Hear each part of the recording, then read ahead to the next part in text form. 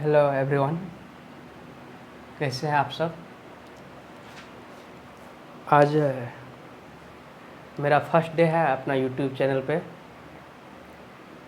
जो मैं 2022 NEET exam के पर्पज़ से यूट्यूब चैनल स्टार्ट किया हूँ, जो 17 जुलाई 2022 को होगी। मुख्य बात यह है कि जो एग्ज़ाम हो गया और जो अपना यूट्यूब चैनल है उसमें पूरी तरह से 12th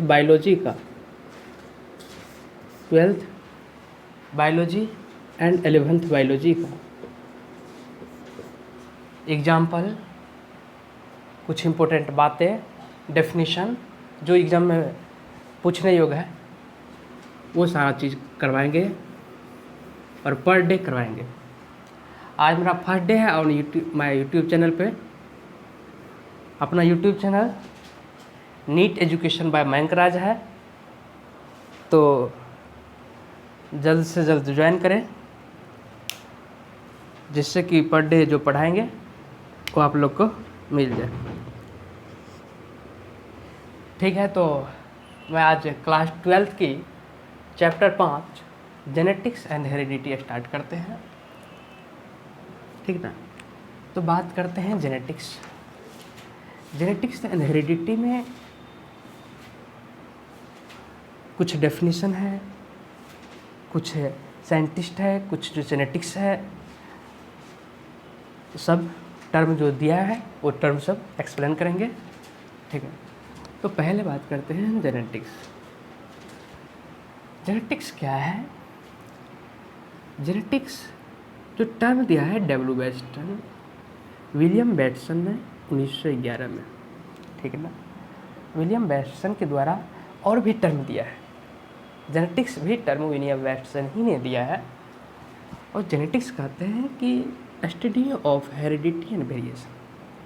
हेरिडिटी क्या है? हेरिडिटी एक जनरेशन से, मान लो एक जनरेशन से दूसरी जनरेशन में जाने की प्रक्रिया को हेरिडिटी कहते हैं।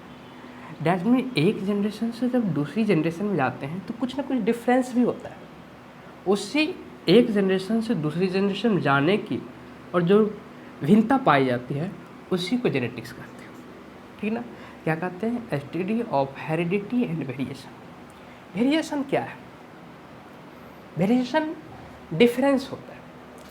कहा गया है difference that exist among the member of a species. मान लो तुम ही दो भाई हो तो उसमें डिफरेंस पाया जाता है, उसी को वेरिएशन कहते हैं।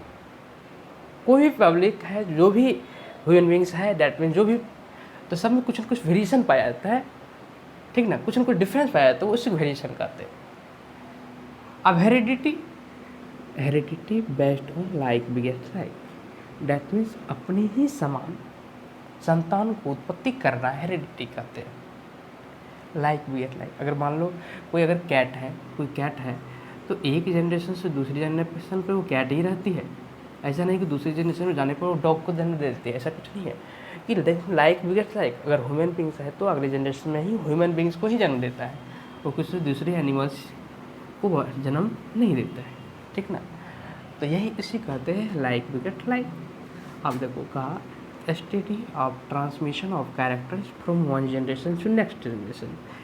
Study of transmission of characters from one generation to next generation, कि कैरेक्टर्स का ट्रांसमिशन हो एक जनरेशन से नेक्स्ट दूसरी जनरेशन, उसे इनहेरिटेंस कहते हैं, हेरिडिटी।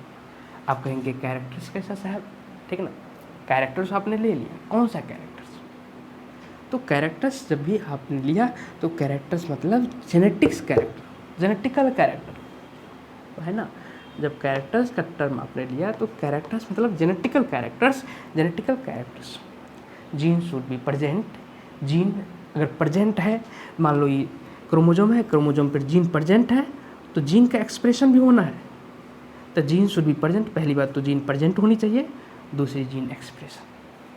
अब वो जीन एक्सप्रेस कर गया, और तीसरा इन्वायरमेंटल फैक्टर या सुटेबल कंडीशन, जैसे कितना रहा इन्वायरमेंटल फैक्टर भी अफेक्ट करते हैं।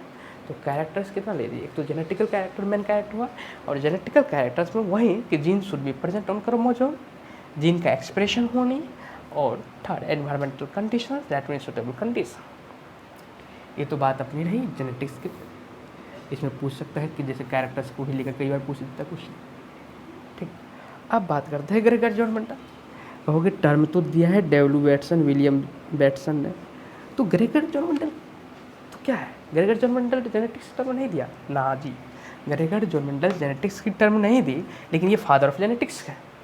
ठीक है, उसके बाद विलियम बैटसन, जो ऊपर में आप कहे थे कि जो जेनेटिक्स का टर्म दिया है, William Bateson father of modern genetics. बहुत सारे टर्म जैसे जेनेटिक्स टर्म विलियम बैटसन ही दी, एलिल विलियम बैटसन ही दिए, heterozygous, homozygous, hemizygous, that means William Bateson. तो कितना कई बार पूछा गया था कि एलिल जो टर्म होता है वो किसने दी? एलिल टर्म जब भी कहा तो विलियम बैटसन हो जाएगा। तो विलियम बैटसन की term genetics, allele, homozygous, hemizygous and heterozygous, ये सब टर्म विलियम बैटसन ने ही दी। ठीक है, उसके बाद बात करते हैं चौथा में Thomas Hunt Morgan, T H Morgan. सब जानते होंगे, परिचित भी होंगे थॉमस हंट मॉर्गन से। ये father of experimental genetics. Experimental genetics इसलिए कहा जाता है कि कोई भी कार्य थॉमस हंट मॉर्गन जो दिए वो एक्सपेरिमेंट कर, और Thomas Hunt Morgan father of experimental genetics.